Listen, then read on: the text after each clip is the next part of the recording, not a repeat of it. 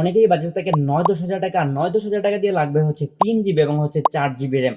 আজকের ভিডিওতে আমরা সেই ফোনটাকে নিয়ে কথা বলবো যার মডেল হচ্ছে ITEL এর P40।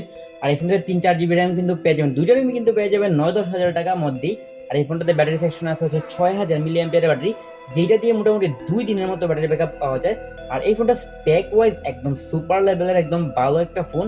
বাট ইন রিয়েল লাইফে সে কি আদৌ ভালো কিনা সেটা জানাবো আজকের ভিডিওতে।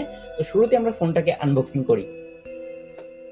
আনবক্সিং করার শুরুতেই পেয়ে যাবেন হচ্ছে স্মার্টফোন, এটাকে আমরা আপাতত সাইডে রাখি। তারপরে পেয়ে যাবেন হচ্ছে একটা হার্ড প্লাস্টিকের হোয়াইট কেস, অ্যান্ড তারপরে আছে হচ্ছে ওয়ারেন্টি কার্ড। তারপরে পেয়ে যাবেন হচ্ছে সিম রিজেক্টর পিন, অ্যান্ড তারপরে আছে হচ্ছে ইয়ারফোন, যেটা আজকাল তেমন কোনো ফোনে আমরা দেখতে পাই না। অ্যান্ড তারপরে আছে হচ্ছে একটা মাইক্রো ইউএসবি কেবল। তারপরে পেয়ে যাবো হচ্ছে একটি বড় সড়ো না ছোটখাটো একটা অ্যাডাপ্টার। তো এবার যদি আমরা কথা বলি হচ্ছে এই ফোনটার ডিজাইন নিয়ে, তাহলে দেখতে পারবো হচ্ছে এই ফোনটা দেখতে খুবই সুন্দর। প্লাস্টিক বডি ফ্রেম, অ্যান্ড পিছনে হচ্ছে একটা স্ট্রাকচার দিচ্ছে যেটার কারণে দেখতে খুবই ভালো লাগে, অ্যান্ড হচ্ছে কালারটাও শিফট হয়। অ্যান্ড উপরের দিকে আছে হচ্ছে একটা ব্ল্যাক বার পুরোটা অংশ জুড়ে, অ্যান্ড এখানে আছে হচ্ছে দুইটা ক্যামেরা এবং হচ্ছে একটা ফ্ল্যাশ লাইট। আর ব্যাক সাইডে পেয়ে যাবেন হচ্ছে ফিঙ্গারপ্রিন্ট সেন্সর।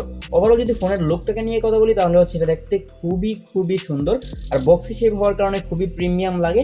আর যদি আপনারা রাইট সাইড দিয়ে আসেন তাহলে দেখতে পারবেন হচ্ছে পাওয়ার বাটন, এবং পাওয়ার বাটনের উপরে পেয়ে যাবেন হচ্ছে volume up and down button. আর নিচের দিকে আসলে পেয়ে যাবেন হচ্ছে 3.5mm ইয়ারফোন জ্যাক, তার পাশাপাশি হচ্ছে মাইক্রো ইউএসবি পোর্ট এবং হচ্ছে সাউন্ড স্পিকার গ্রিল।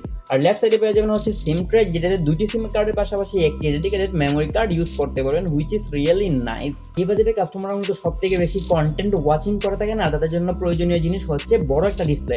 আর এই ফোনটি থাকছে হচ্ছে 6.62 ইঞ্চির একটি ডিসপ্লে, যেটা হচ্ছে IPS HD+, নট হচ্ছে ফুল HD+। ফুল HD+ দিলে কিছুটা বেশি ভালো হতো, অ্যান্ড নট যেহেতু হচ্ছে HD+, এটাও খুব বেশি খারাপ না। আর ফোনের যে বেজেল সেটা আমার কাছে ঠিকঠাক মনে হয়েছে, শুধুমাত্র নিচের দিকে বেজেলটা একটু বেশি মনে হয়েছে, এছাড়া ঠিকঠাক আছে। আর ফোনের যে কালার সেটাতে হচ্ছে কুল টোন ব্যবহার করা হয়েছে, যার কারণে কন্টেন্টগুলো দেখতে কিছুটা ভালো লাগে। বাট অনেক কন্টেন্ট হচ্ছে কিছু কন্টেন্ট ভালো লাগে না, যেহেতু প্রাইস হচ্ছে 10,000 টাকা।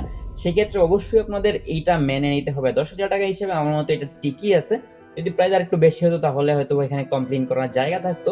যদি অন্যান্য ফোনের সাথে কম্পেয়ার করেন তাহলে হচ্ছে এটার ডিসপ্লে অবশ্যই একটা ভালো অপশন। এছাড়াও যদি বলি হচ্ছে আমরা এটার টাচ রেসপন্স কেমন, তাহলে হচ্ছে এটা খুবই স্মুথ, খুব ফাস্টলি কাজ করে। এটা নিয়ে তেমন কোনো ধরনের কমপ্লেন করার জায়গা নাই। ওভারঅল কিন্তু এটা ডিসপ্লে খুবই ভালো। এই ফোনটি মূলত পাওয়া যাবে 2টি ভেরিয়েন্টে, একটা হচ্ছে 3 GB র্যাম এবং হচ্ছে 32 GB র্যাম, যেটার প্রাইস হচ্ছে 8,990 টাকা। এবং অপরটি হচ্ছে 4 GB র্যাম এবং হচ্ছে 64 GB রম, যেটার প্রাইস হচ্ছে 9,990 টাকা। যাদের বাজেট থাকবে তাদেরকে একটু কষ্ট করে হলেও বলবো যে হচ্ছে 4 GB র্যামের যে ফোনটা আছে সেইটা নিতে, তাহলে হচ্ছে দীর্ঘ টাইম জব হচ্ছে 6-7 মাস পরে আপনাকে একটা বেটার সার্ভিস দিতে পারবে। ফোনটির হার্ডওয়্যার সেকশনে ইউনিসকের একটি প্রসেসর ব্যবহার করা হয়েছে, যেটা হচ্ছে 1.6 GHz স্পিড প্রোভাইড করতে পারে। আর এই প্রসেসরটা হচ্ছে 28 ন্যানোমিটারের একটা প্রসেসর, যেটা কিছুটা ব্যাকডেটেড, বাট কাজগুলো কিন্তু 4 GB বা 3 GB র্যাম দেওয়ার কারণে কিন্তু খুব স্মুথলি কাজ করতে পারে সে। বাট সেটা যদি 1 বছর বা 2 বছর পরেও করতে পারে তাহলে হচ্ছে এটা অবশ্যই একটা ভালো অপশন। সো 1-2 বছর পরে তো আপনারা বলতে পারবেন। অ্যান্ড যদি বলে হচ্ছে বর্তমানে কি অবস্থা, তাহলে হচ্ছে 4-5টা অ্যাপস নিয়ে একসঙ্গে আপনারা মাল্টিটাস্কিং করতে পারবেন 4 GB র্যামের ফোনে। আর 3 GB র্যামের ফোনে হয়তো বা একটু কমে যাবে, 3টা বা 4টা নিয়ে স্মুথলি রান করতে পারবেন, কিন্তু এমন কোনো ধরনের প্রবলেম হবে না।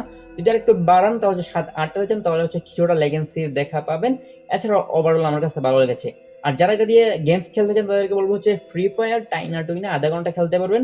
তারপরে হচ্ছে ফোনটা হিট হলে হচ্ছে ফ্রেম ড্রপের আপনারা দেখা পাবেন। বাট যদি হচ্ছে অন্যান্য গেমস বলি, যেগুলো হচ্ছে 2D গেমস, অফলাইন গেমস, সেগুলো খুব স্মুথলি আপনারা খেলতে পারবেন এটা দিয়ে, তেমন কোনো ধরনের আপনারা প্রবলেমে পড়বেন না। ওকে, এই ফোনটার সব থেকে আকর্ষণীয় জিনিস হচ্ছে ক্যামেরা। এটা তো একটু পরে আসছে, তার আগে জেনে নেই ফোনটার ব্যাটারি এম্পিয়ার হচ্ছে 6000। আর এইটিতে 2 দিন বা হচ্ছে 2 দিনের উপরেও কিন্তু ব্যাটারি ব্যাকআপ পাওয়া যায়। এইটাই কিন্তু খুবই ভালো বিষয়। যাদের হচ্ছে ফোনের চার্জ নিয়ে একটু প্রবলেমে পড়েন তাদেরকে বলবো যে এইটা আপনাদের জন্য বেস্ট একটা অপশন হতে পারে। চার্জ নিয়ে আপনাদেরকে আসলে তেমন কোনো ধরনের প্যারা খেতে হবে না এইটা নিয়ে এটলিস্ট। আচ্ছা, এই ফোনের যেহেতু ব্যাটারিগুলো অনেক বড়, অ্যান্ড এইটাতে আছে হচ্ছে 10 ওয়াটের চার্জার, যেটা দিয়ে চার্জ দিতে 2 ঘন্টা থেকে 2.5 ঘন্টার মতো সময় লাগে ফুল চার্জ দিতে। এইটাই থিঙ্ক একটু খারাপ দিক আমার মতে। আবার একটা ব্যাপার হচ্ছে যেহেতু 10 ওয়াটের চার্জার দিচ্ছে, ব্যাটারিটাও কিন্তু আপনার অনেক দিন পর্যন্ত লাস্টিং করবে, অনেক দিন পর্যন্ত ভালো একটা সাপোর্ট দিতে পারবে আপনাকে। আচ্ছা, এই ফোনের ব্যাক সাইডে ব্যবহার করা হয়েছে মূলত 2টি ক্যামেরা, যার মেইন ক্যামেরাটি হচ্ছে 13 মেগাপিক্সেলের, আর এটা হচ্ছে এআই ক্যামেরা, যেটা অনেকটা দুধ বাত অথবা পানি বাত টাইপ অফ বলতে পারেন।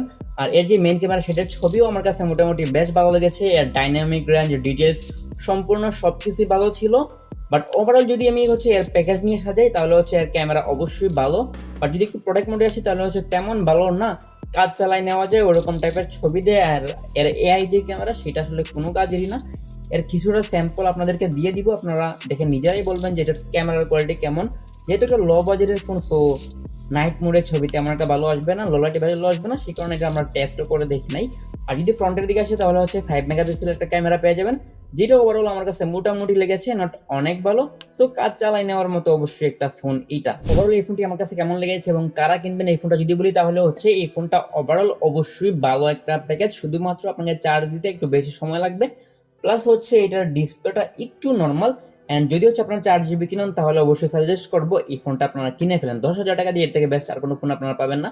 বাট 2-3 বছর যদি মনে করেন যে এটা ইউজ করতে পারবেন আরামসে, তাহলে হচ্ছে এটা না, 2-3 বছর ইউজ করার জন্য আপনাকে অবশ্যই বাজেট 30-40 হাজার টাকা দিয়ে যেতে হবে। এছাড়া ওভারঅল ভালো আমার কাছে মনে হচ্ছে এই ফোনটা কিনতে পারেন যাদের বয়স একটু বেশি, তারা হচ্ছে বাবা মাকে দিতে চান, অ্যান্ড হচ্ছে যারা স্টুডেন্ট আছেন, বাট অথবা হচ্ছে জাস্ট আপনার ফার্স্ট ফোন হবে এইটা, তাদেরকে বলবো যে তারা অবশ্যই এইটা কিনতে পারেন। আর যাদের বাজেট কম তাদের তো আসলে কিছু করার নাই, তাদেরকে অবশ্যই এই ফোনটাই কিনা লাগবে 9-10 হাজার টাকা হলে। সো এর থেকে ভালো ফোন আমার মতে আর নাই। আর এর ফিঙ্গারপ্রিন্ট ওকে ছিল, নট অনেক ভালো, প্রাইস অনুযায়ী যেহেতু দিচ্ছে এইটাই তো অনেক কিছু। আর যাদের হচ্ছে সুন্দর একটা ফোন লাগবে অবশ্যই এইটা তাদের জন্য একটা ভালো জিনিস হবে আমার মতে।